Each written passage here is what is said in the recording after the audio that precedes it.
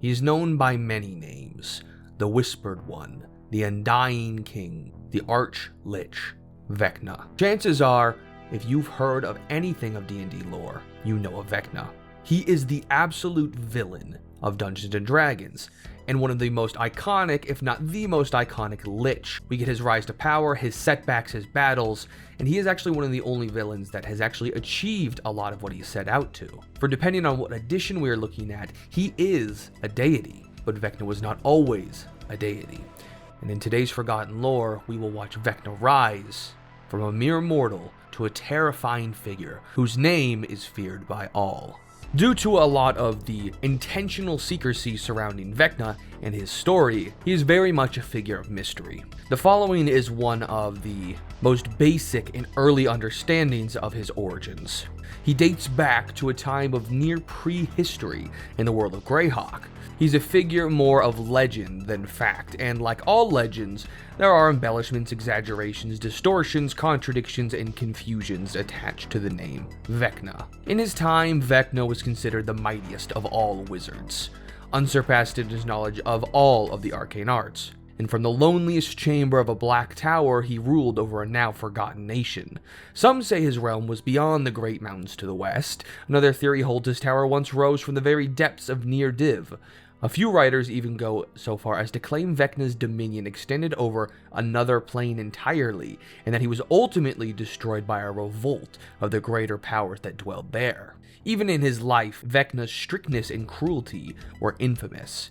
He built this great kingdom based on his wizardly skills and fiendish cruelty. In fact, some tales claim he was so cruel that he would breed entire villages like cattle, simply to keep his foul laboratory supplied with subjects for his experiments. Others describe military campaigns where he annihilated entire cities beneath tidal waves of rock and earth. Old tales from the Duchy of Ernst even claim Vecna was responsible for the creation of the Bright Desert. Like all things humanoid, and it was speculated that he was half-elf, Vecna grew old and neared his death. This black oblivion that threatened to greet him no longer caused terror in him. Instead, it caused anger and rage. He was determined not to die, and in his conceit, came to believe that immortality was not merely possible, but it was his right. He began a search for the ultimate power needed to overcome the greater power, death. How he accomplished this is not known for sure, as there are of course no witnesses from this time. According to some tales, Vecna amassed enough power to confront his own death and forever imprison it, thus escaping his doom. According to others, Vecna's pride and arrogance so offended the greater powers of the outer planes that cursed him to dwell forever on the border between life and death, never again to fully live or rest in tranquil death. In the third version, the one that we all know, is that Vecna found the secret magic of life and thus transformed himself into the most powerful of liches. Now, where he got this from was completely unknown. Though whatever the method, there is no doubt that Vecna entered a new stage of his foul history. Beyond death, he became the greatest of all liches. He continued to expand his evil dominion. So formidable and hideous was his temper that men feared to speak his name. He became the Whispered One, the master of the Spider Throne, the Undying King, and the Lord of the Rotted Tower. It is at this point in the story the second most important character in Vecna's life comes into play. His right hand. One of his lieutenants, Kas the Bloody-Handed, rose to the fore amongst Vecna's lieutenants. As the Arch-Lich's body weakened, Kas became his instrument of rule. Though still supreme in power, Vecna took less and less interest in the daily affairs of his kingdom. Kas pronounced Vecna's judgments, presided over the council in Vecna's name, and heard the reports from the Vecna's foul army. Vecna began to trust Kas more than anyone else in this entire story. As a sign of Kas's authority, and to protect his lieutenant from the intrigue of others, Vecna forged an artifact, one of the most important and famous artifacts in all of D&D history, the Sword of Kas, the most inventive and creative name ever put to the sword. It was a magical weapon like none had ever known. They say its iron was taken from the heart of a frozen star and forged in flames stolen from the sun. Though dull and unadorned, it shimmered with evil. Its edge could bite any metal, and its blade never dulled. When Kas wielded it, no man could withstand him. Though being of this high magic, it was no ordinary sword. The sword itself was evil, even when compared to Vecna. It whispered to Kas in secret voices, feeding his warrior's pride and his vanity, telling it was greater than Vecna, telling Kas, you are the true ruler of all of his lands. And slowly, it seduced Vecna's most trustworthy, urging him to usurp his lord's throne and send the Arch-Lich to death, once and for all. And though Kas was strong, the sword was stronger, and eventually Kas came to believe its words. And one day, Kas was emboldened enough by the sweet voice of the sword, he struck at Vecna.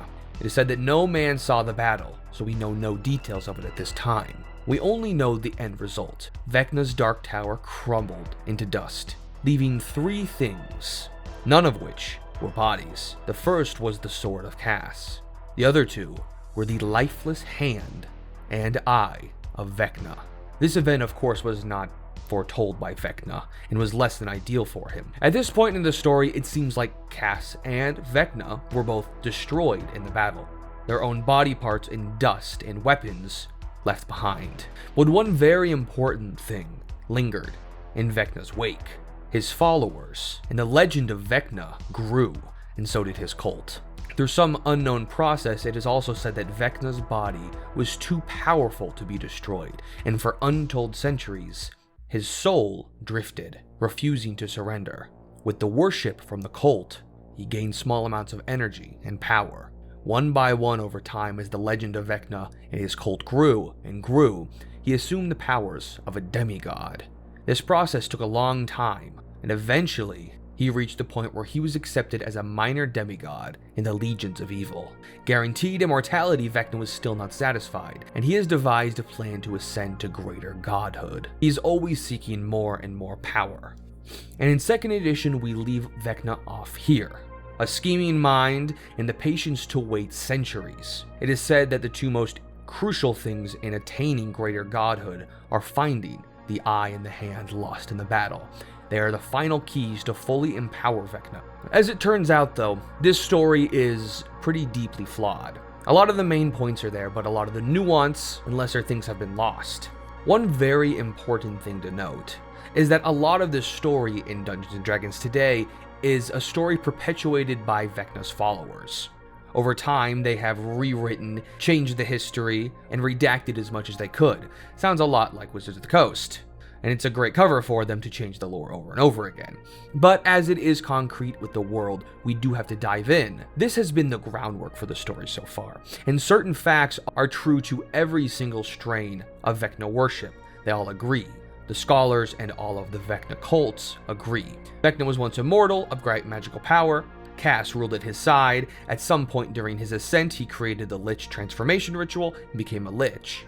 Sometime after this, Kas betrayed him and nearly destroyed him, but Vecna was dismembered and scattered. His soul, too heavy from wickedness, would not discorporate and instead reclaimed all the missing pieces of his body, except for his hand and eye. His triumph over death allowed him to complete his transformation and become the god he always wanted to be. During this time, he also created the Book of Vile Darkness. You may have heard of it, the greatest and most enduring evil loosed upon the world. It's believed Vecna authored this work before Kas maimed and nearly destroyed him. In it, Vecna recorded all the dark lore and knowledge he discovered in his mortal life, from dealings with demons to bargains made with devils. He advanced necromancy by leaps and bounds, revealed the alien powers living among the stars, and even included a ritual to breach the boundaries of the mortal world. Vecna never intended this lore to spread beyond his own library, but was powerless to halt its dissemination after the betrayal. Since then, the book has become an artifact. Many of Vecna's cultists make it their life work to reclaim this book for themselves. Now, looking back over all of the rest of the editions after 2nd, including 3rd, 4th, 5th, and all of the Dragon magazines, there are many pieces of information that add depth. There are many contradictions to the story, but we're just going to write these off as Vecna cultist propaganda, who would never give away the correct knowledge for free. Now, one of the most interesting revelations looking back at other editions is the introduction of another character. In fact, it's another Lich that you might notice from 4th and 5th edition, Acererak. Now, back before the betrayal of Kas, when Vecna was just a talented wizard, he conquered villages to use the townspeople as subjects for his necromantic experiments. This wasn't mentioned before, but Vecna had hundreds of failures before his eventual success in devising a ritual that siphoned power from the planes to animate his lifeless bodies, giving him immortality as a lich. It turns out Acererak, a demonic half-breed mage, was once one of Vecna's generals. Acererak rescued Vecna from destruction by clerics of Pelor. This all happened when Vecna was besieging the city of Fleeth, the town where he grew up. A bit here is revealed about that childhood that Vecna had while living in Fleeth, and why he is now back to conquer it. Vecna grew up here and was raised by his mother Mazel. His mother Mazel was actually one of his first influences with any magic, as she practiced witchcraft. At some point in Vecna's early life, she was executed by the city of Fleeth for practicing this witchcraft, even though magic was widely practiced in his city with some emphasis on necromancy. Regardless, they killed his mother for this act, and Vecna swore revenge upon all those who were responsible for her death. And at this point, even though it has been thousands of years, he is returning to the city to make good on his vow. Vecna, in perhaps his first act of gratitude, maybe ever, allowed Acererak access to the rotted tower in the upper levels of his keep. All of Vecna's information from these upper levels, including processes on the transformation of becoming a lich, were detailed here. As it turns out, the truth is that Acererak arranged Vecna's near destruction and orchestrated his own rescuing of him, so that he could ingratiate himself with his master and put himself in a position to steal Vecna's darkest, most powerful secrets. It took years for Vecna to even uncover this deception, and at this point Acererak saw his doom coming and fled. Acererak's tale is a story for another day, but as you can see, we have a pretty good idea of where he learned the process to becoming a lich from. This changed Vecna a lot. Vecna is known for closely guarded knowledge, the keeping of secrets, coveting and hoarding knowledge. And Vecna, from this moment, swore that from then on he would protect all of his secrets with a fervor that bordered on religious fanaticism. While Vecna's power grew, his obsession with secrecy became a literal religion to those who worshipped him. This of course spread to his cult, and is a central cornerstone of their worship, a worship and obsession with secrecy. We also get more about Kas's and Vecna's actual relationship, more than just their promotion, trusting, and betrayal. Kas was a human paladin in Vecna's service during the time of this Acererak betrayal. He was almost completely driven by visions of blood and a thirst for foes who would challenge his own prowess at arms. Kas had tried everything, including pledging himself to a god of death, but this all still made him bored. It was the path to dying that fascinated, and the more violent the path, the better. This is what drew him to Vecna and Vecna's ambition. And in a way, he was the perfect servant. He did not have more ambition than Vecna, like Acererak. He was perfectly happy to follow Vecna, killing in his wake. Vecna found all of this appealing. He was also amused and entertained by Kas's hypocrisy, and the fact that he would always insist on a fair fight before he would mercilessly cut down his opponents. Kas rose through the ranks and became Vecna's top lieutenant. He gained the name the Bloody-Handed on the day he led the conquest of Vecna's birthplace. At this point, Vecna was as close to trusting Kas as he had anyone since Acererak. That treachery was an open sore on whatever pride in Vecna's mind. But again, unlike Acererak, Kas had no interest in Vecna's arcane secrets. The warrior only cared for blood and steel. Vecna was confident of Kas's loyalty. He used necromancy to extend Kas's life, as Kas became invaluable to him. And when Kas's mortal form had reached the point when even Vecna's spells could sustain it no longer, the Lich fashioned for him a fanged mask of silver. By wearing the silver mask, Kas willingly received the dark gift of vampirism. Again, there is some conflicting information on when Kas became a vampire. In my opinion, this is the most widely accepted explanation. This is when Vecna gave him more jurisdiction. He needed someone else to share power with, and so he decided to forge him a weapon, forged from the frozen heart of a fallen star. As he spoke the final enchantments over it, he carefully pulled a thread of shadow from his own consciousness and wrapped it around the sword's black blade. From that point, as long as Kas bore that sword, Vecna would be able to listen in on Kas's activities, and sometimes even his thoughts. Kas was honored by this gift, and he felt the sword's strength the instant he drew it. Kas is the one who named it the Sword of Kas, if that tells you anything about him. And so Vecna finally put his last worries that he could not trust Kas to bed. He gave him the power that he needed to share. But Vecna had made another error, a large one. Vecna had made the sword too powerful, and putting a part of his own essence, his own consciousness into it, it contained a piece of Vecna, and it brought with it obsession with secrecy and a lust for knowledge. The sword's intelligence quickly wrapped itself in a mental cloak to shield itself from Vecna's detection, and it fed Vecna false thoughts of obedience from Kas, while it nurtured rebellion in the vampire's heart. In a way, the sword became a mini version of Vecna, and of course there can be only one. Any being like Vecna has absolute ambition, and another Vecna standing in the way would do no good. Years passed as it influenced Kas's mind. It knew exactly what to say, and eventually made Kas aware of Vecna's attempts to read his mind through the sword. Kas felt betrayed himself, and he believed that the sword was loyal to him. All of this time, Vecna is still not a god, not a lesser god, or a deity. He had been planning a ritual to ascend to godhood himself, and as he performed the ritual, this is when the sword of Kas told Kas to strike. During the ritual, while Vecna was occupied, Kas charged into the keep. With Kas as powerful as he was, with the power of his sword, no one in the entirety of the rotten tower was a challenge for him. The guards fell beneath his blade like wheat at the harvest. As they died, Vecna detected Kas's presence, and at this moment he finally saw the sword's trickery and realized too late how his paladin's loyalties had been twisted. He tried to suspend the ritual, but it had already been started, and his godlike power he had unleashed would not be contained. An epic battle took place on top of the rotted tower. There are some that claim that Kas should not have been any challenge for Vecna, but the fact that Vecna was halfway through a ritual, still concentrating on it, and the fact that the sword itself had some consciousness of Vecna that could tell what his next move was, the battle was even. They fought back and forth between Kas finally struck a major blow, slicing off Vecna's left hand. The vampire, his body crumbling from Vecna's spells, pressed the attack, as he finally plunged his sword into Vecna's left eye, gouging it out. Kas's sword, sensing triumph, released a surge of radiant energy as bright as the sun into Vecna's body. But the effect of the sword's act was like tossing a torch into a sea of oil.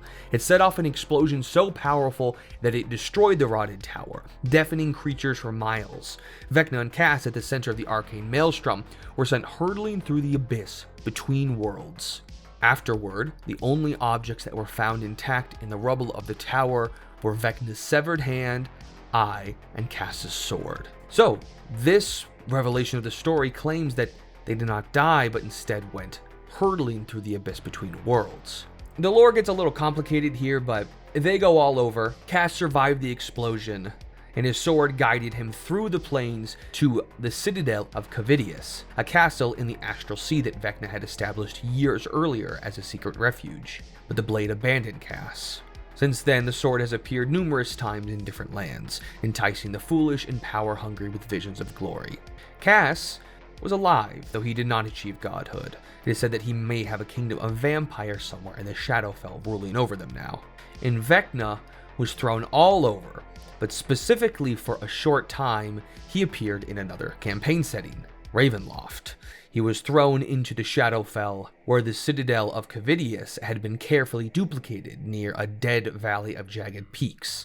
Vecna was trapped in this tiny realm for the amusement of the dark powers, and although some later editions in Dragon Magazine say that this is widely considered to be a myth, there is a lot about the two of them in Ravenloft. While at the citadel of Cavidius, Vecna is wild with fury. He constantly rages against the powers that hold him in place, vowing that he will not only find a way to escape, but that he will also destroy the forces that currently imprison him. Though Vecna also confronts a more tangible enemy. On the other side of the burning peaks where he resides lies the domain of Tovag, ruled by Vecna's most hated enemy, Kas. So at some point, it is believed that both of these beings ended up here. This is the most concrete lore about them being anywhere during this time of floating through the plains and gaining power after their fight. They are essentially locked in constant conflict, sending armies and forces back and forth between the two sides of the burning peaks. And as horrible and bloody as these clashes always are, neither side ever gains an advantage over the other. This might just be a hell for Vecna, and Kas might not be real, but that's not really known. Either way, this is a torturous punishment for Vecna, a frustrating scenario where he can neither escape, nor defeat his enemies, nor really build on his knowledge exploring the planes and amassing more secrets. And for a person who desires only the accumulation of power and the acquisition of knowledge, Vecna's current impotence and confusion is as terrible a fate as one could wish upon the Overlord. And as Vecna is finally free of the domains of dread and a demigod free to wander the plains, that is where we will end this episode. I do think there is a possibility of a follow-up, so let me know if you want to see that in the comments, but Vecna gets up to a lot while actually being a god, including becoming a greater deity, or at least attempting to, invading cities in the outer plane, traveling through time, and of course all of his interactions with the other gods. But as far as Vecna, the man, Vecna the Lich, this is his story. At this point, he is one of the only villains in all of Dungeons & Dragons to actually achieve what he sought out to do. He became a god. It was successful, it was not easy, and he was betrayed by everyone along the way. But with immortality, the power of a deity, and infinite ambition and time, makes Vecna one of, if not the most, terrifying villains in all of D&D. Thankfully, like other one-dimensional villains, his only wishes are not for complete world domination and destruction. But as a Lich, he always covets more power and information, and he is not afraid to kill any in his way to achieve this. At this point in the story, Vecna has not yet found his limits, and as his story continues, we will find out just how far Vecna's ambition reaches.